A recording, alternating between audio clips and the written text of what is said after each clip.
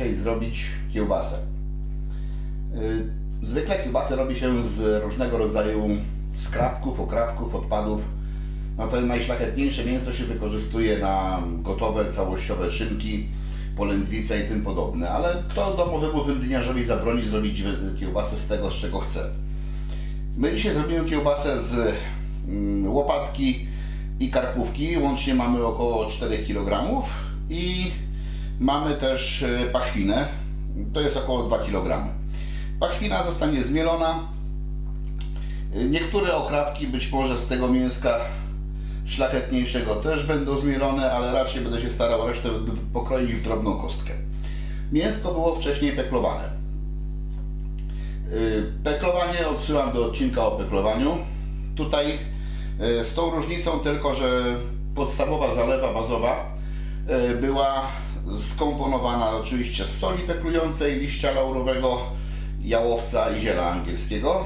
Pozostałe przyprawy zostały przygotowane do tego, żeby podać je teraz już w postaci sypkiej i tutaj mamy rozdrobnione w moździerzu majeranek, tymianek, czomber i oba pieprze czarny i biały. No i oczywiście czosnek, czosnku dość dużo.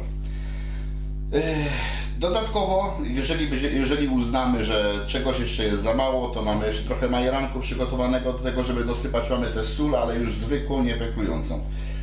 Wędliniarz się musi do tego przyzwyczaić, że jak już wymiesza wszystkie składniki razem z przyprawami, że na surowym mięsku musi sprawdzić, czy to smakuje, czy nie. Jak będzie smakowało na surowym, to będzie smakowało także i na gotowym. No to po kolei jedziemy.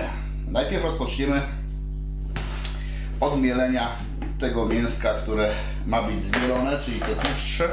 To sobie poodkładamy na bok, żeby nam nie przeszkadzało. Tu mamy pachwinkę. Z pachwiny została zdjęta skórka wcześniej. Warto się z naturą podzielić. Ptaszki są bardzo wdzięczne za takie prezenty. Oczywiście pamiętajmy, że skórkę się zdejmuje przed peklowaniem i dzieli się z naturą, a nie po. Tutaj trzeba teraz to porozdzielać w takie kawałki, żeby spokojnie maszynka to do mięsa przepuściła. Na maszynce są w miarę drobne oczka. To musi być zmielone dość dobrze. Będzie to warstwa, że tak powiem, klejąca naszą wędlinę i nie może to być zbyt duże. Zawsze jest problem z strukturą kiełbasy. Jeżeli się zmieli ją całościowo za drobno, to jest taka bardziej do wióra podobna, a jak za gruba, to się nie chce trzymać. Dla mnie najlepiej jest tak to mięsko, które stanowi bazę właśnie smakową, te szlachetne, jest pokrojone w drobniutką kostkę. Ja rzadko kiedy to mielę. Znaczy można to zmielić na bardzo grubych oczkach, można to na szarpaku porwać, ale zdecydowanie ja osobiście wolę potraktować to nożem. No trochę to trwa. Trochę to trwa, ale no, chce się mieć dobrą wędlinkę, to trzeba trochę nad nią popracować. Jakie będą efekty? Oczywiście mam nadzieję, że pozytywne, bo to przecież nigdy nic nie wiadomo. Doświadczenie mi mówi, że wędlina powinna być smaczna, a jak wyjdzie, zobaczymy. Co jeszcze ciekawego mogę powiedzieć? Na pewno to, że jak już wszystko będzie pokrojone i pomielone, to wrzucimy to do tej miseczki tutaj i będziemy wyrabiać. Będziemy wyrabiać to ręcznie. Oczywiście można używać miksera planetarnego z mieszadłem hakowym. Ja coś takiego mam, ale to nie o to chodzi. Chodzi o to, żeby pokazać, że i bez takich zaawansowanych urządzeń, i bez nadziewarki, którą także posiadam, a którą dzisiaj wykorzystywał nie będę, da się przeprowadzić taką operację jak robota przy kiełbasie. Czosnek zostanie wmielony proporcjonalnie do tej tłustszej części wędlinki, po to, żeby już go potem nie rozkrajać, i mam nadzieję, że z resztą wymiesza się w całości. No dobra, to zaczynamy hałasować.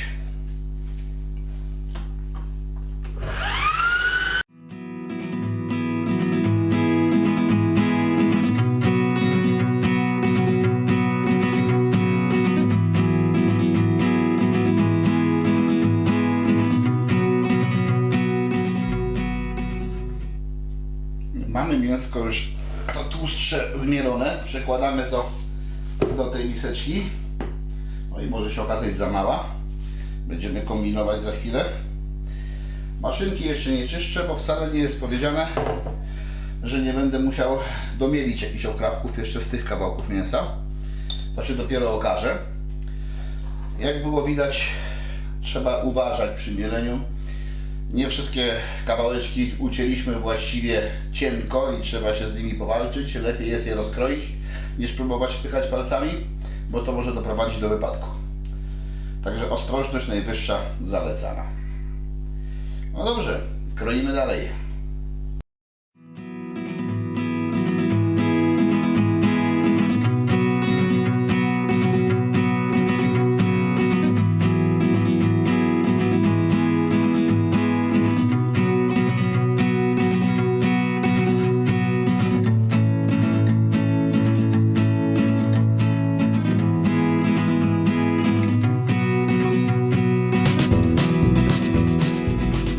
Trochę to będzie trwało, więc umówmy się, że ja dalej pokroję w samotności i spotkamy się za czas jakiś.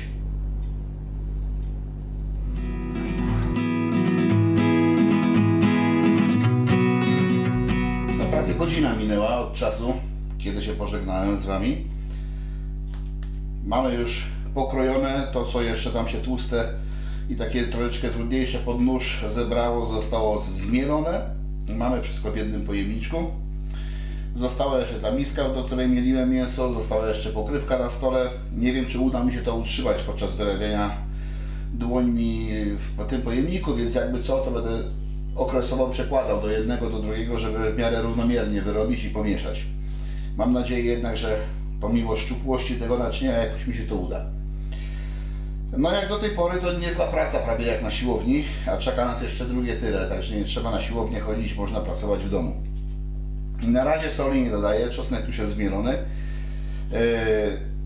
Te przyprawy nie były przewidziane w zalewie przepeklującej, więc teraz je po prostu dodaję w tej ilości, jak zaplanowałem na początku. Czyli tak jakbym brał standardowe peklowanie z określoną ilością przypraw, tylko że tych przypraw do peklowania nie dodałem, dodaję je teraz. Oczywiście zawsze możemy je dodać, tak jak powiedziałem. Wyrobimy, wymieszamy i spróbujemy, jak to smakuje. Jak trzeba będzie, dodamy soli bądź dodamy innych przypraw po to, żeby smak był właściwy. Należy pamiętać, że w zależności od tego, co z tą wyninką będziemy robili, może ona zmniejszyć swoją objętość. Tak jak ja w tej chwili planuję ją uwędzić i potem suszyć, to jej objętość się zmniejszy i w związku z tym intensywność przypraw, jak i soli będzie też większa. Dlatego nie mogę przesadzić, żeby potem nie okazało się, że jest źle w drugą stronę. No dobra, mieszamy. Zobaczymy, jak nam się to uda. To też jest bardzo ciężka praca. Bardzo dobrze robi na dłonie. Niektórzy tam przyciskają jakieś kółeczka, gumki, żeby sobie chwyt poprawić. Jak powyrabiają trochę ciasto chlebowe albo taką właśnie mięsko, chociażby na kotlety mielone, jeżeli już nie na kiełbasy. Dokąd wyrabiamy? Wyrabiamy do momentu takiego, aż będziemy czuli, że to wszystko jest jedną spójną masą, ładnie się klejącą ze sobą. Tutaj jest część gdzieś tam pod spodem ta pierwotnie zmielona, bardziej tłusta, trzeba to powyciągać, zmieszać. No ile kto da radę, tak? Powinno się mieszać przynajmniej z pół godziny, wyrabiać. Za krótko też nie można, jak to będzie jeszcze ewidentnie się rozwarstwiało, no to i będzie nam się potem rozwarstwiało w kiełbasie. Jeszcze jedna rzecz, teraz na tym etapie, po wstępnym wyrobieniu, zaczniemy dodawać wodę. Należy przyjąć tak mniej więcej około 100 ml na kilogram mięsa. Także tutaj możemy dać pół litra, 0,6 litra wody, no bądź bulionu, tak, wcześniej przygotowanego, w jakiś sposób tam kompatybilnego ze smakiem, z tą kiełbasą. Ułatwi to nam wyrabianie, ułatwi to nam nadziewanie, a potem i tak w trakcie suszenia odparuje, także nie będzie miało większego znaczenia. No to ja sobie wyrabiam, a Wy możecie się troszeczkę na to popatrzeć i pozastanawiać, czy ta kiełbaska to jest coś, co będziecie chcieli zrobić, czy nie.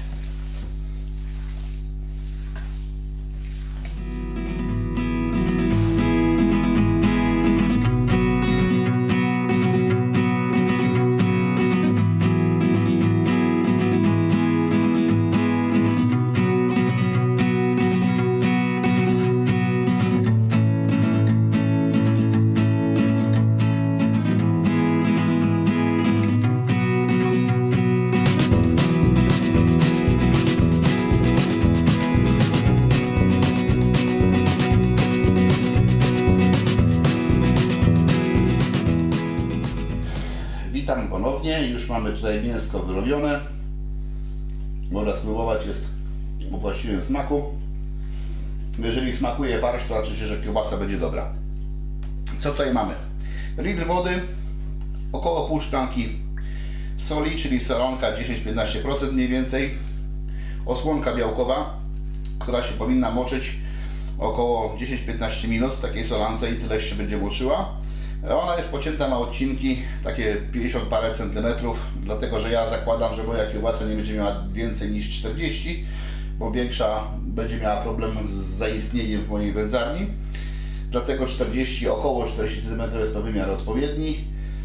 Resztę pójdzie na to, żeby ją zawiązać. Będziemy wiązali najpierw z jednej strony przed napełnianiem, potem napełniali, a potem jak już kiełbasa będzie napełniona i ubita, zawiążemy też z drugiej strony. Wspominałem o dodawaniu wody do farszu. Ja tutaj faktycznie zgodnie z tym, co mówiłem, dodałem troszeczkę ponad pół litra wody. Ta woda ma 3 podstawowe funkcje. Funkcja pierwsza, zdecydowanie lepiej rozprowadza smak przypraw po całym tym farszu. Funkcja druga to jest to, że do tej wody dużo łatwiej wydzielają się te wszystkie substancje, które tworzą nam galaretkę i inne takie spoiny. I dzięki temu, że ta woda tu istnieje, to się ładnie do niej wyekstraktuje i się idealnie rozłoży pomiędzy cząsteczki mięsa, więc poprawi nam konsystencję i spójność. No i trzecia rzecz, no zdecydowanie łatwiej się taki rzadszy farsz nadziewa, zwłaszcza z użyciem nadziewarki, ale my tu dzisiaj będziemy nadziewać ręcznie i to, że ten farsz jest troszeczkę rzadszy, też nie jest bez znaczenia. Do zobaczenia za czas jakiś, jak to się namoczy, będziemy dalej działać. Tak się rozpędziłem z robotą, że rozpocząłem nadziewanie, a zapomniałem włączyć kamery. Ale to nic się nie stało, pokażemy na tym etapie, jak to należy robić. Osłonka białkowa namoczona. Łapiemy końcówkę tak krótką jak się da, żeby nie marnować. Zawiążemy tutaj na końcówce. Z tej strony jest to łatwe. Trudniej będzie z drugiej strony. O. Jest ładnie zaciśnięte i już jest. O. I teraz od tej strony będziemy nadziewali za pomocą nadzwyczajnego patentu. Tak jak powiedziałem, dzisiaj nadziewamy bez nadziewarki, a jak nie ma nadziewarki, to trzeba wykorzystać taki patent. Co to jest? To jest fragment butelki od mleka. Istotne jest to, że tutaj ma taki fajny rancik. Jak założymy to w tą osłonkę białkową i wybierzemy luz, to dłonią bardzo ładnie się zaciskamy. Tutaj na tym ranciku nam się pięknie trzyma. Dużo łatwiej jest to utrzymać. I za pomocą zwykłej łyżki wkładamy farsz do środka i łyżeczką przepychamy. Jest to całkiem sprawne, całkiem szybko idzie. Powietrze się wydostaje z jednej strony tutaj przez szczeliny w trakcie popychania, a jeszcze będziemy stosowali inne techniki, żeby lepiej ubić i powietrze wyprowadzić. No za chwilę zobaczymy. To jest całkiem sprawnie idzie ta praca.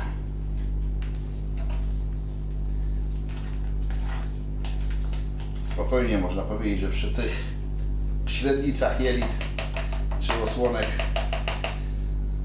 nadziewarka nam tak do końca nie jest potrzebna, chociaż no, wygodna jest, no. Co tu dużo ukrywać, ale bez niej też sobie można poradzić.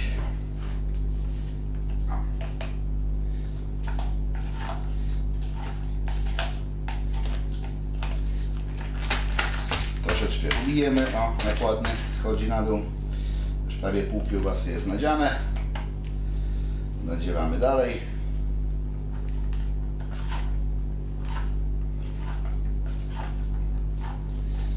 O, jeszcze parę ruchów.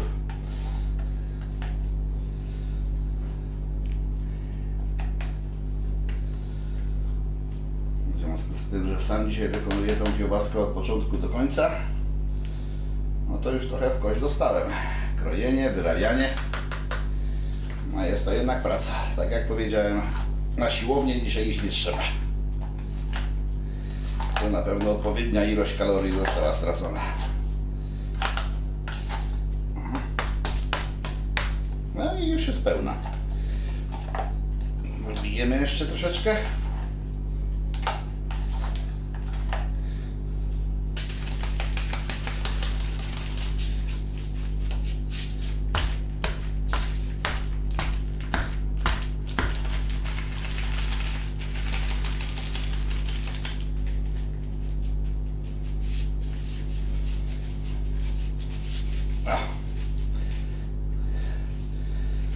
Część tego trzeba będzie opróżnić, tak żeby można było spokojnie zawiązać. O, załóżmy, że tyle. Jak nie, to poprawimy. Tą drugą końcówkę można zawiązać oczywiście za pomocą specjalnych klamerek zaciskowych, za pomocą sznurka wędliniarskiego, albo tak jak ja to właśnie w tej chwili pomimo śliskich palców próbuję zrobić końcówką tej osłonki, która tutaj jest. Powinno się to udać. Może to nie jest najbardziej ekonomiczna metoda wiązania, ale nie wymaga żadnych specjalnych dodatkowych akcesoriów. O. Zaciśnięte porządnie. Ta osłonka ma jeszcze taką właściwość, że w trakcie obróbki termicznej troszeczkę jej wymiar się pomniejszy, także jeszcze lepiej obciśnie. Tak się nadziewa. No dalszych kiełbasek nie będziemy pokazywali, jak nadziewać, bo to jest to samo, szkoda czasu. Ja sobie już z tym poradzę, a Was zapraszam za chwilę. Kiełbaski już sobie ładnie wiszą w wędzarni. No i będą się teraz wędzić przez ładny okres czasu. Wędzenie będzie raczej na zimno, w niskich temperaturach.